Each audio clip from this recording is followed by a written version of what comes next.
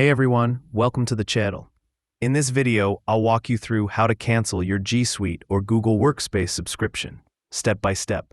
Whether you're done with Workspace, switching platforms, or just want to pause payments, this guide is for you.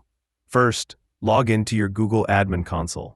If you don't have admin access, contact the super admin of your domain. Go to admin.google.com and log in with your Workspace credentials. Step 1. Go to Billing section. On the Admin Console dashboard, click Billing from the left sidebar. Select Subscriptions. You'll see your active plan, such as Business Starter, Standard, or Plus. But before you go ahead, this step 2 to export your data is very important. So wait before you cancel it. Go to takeout.google.com. Choose the services like Gmail, Drive, Calendar to download your data. Export all essential data so you don't lose access. Step 3.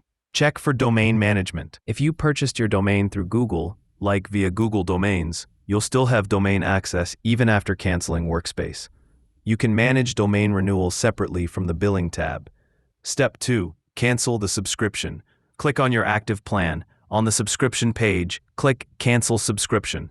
Google will now show a confirmation screen. Choose a reason for cancellation and click Continue. You'll be told when your data will be deleted, typically after 30 days.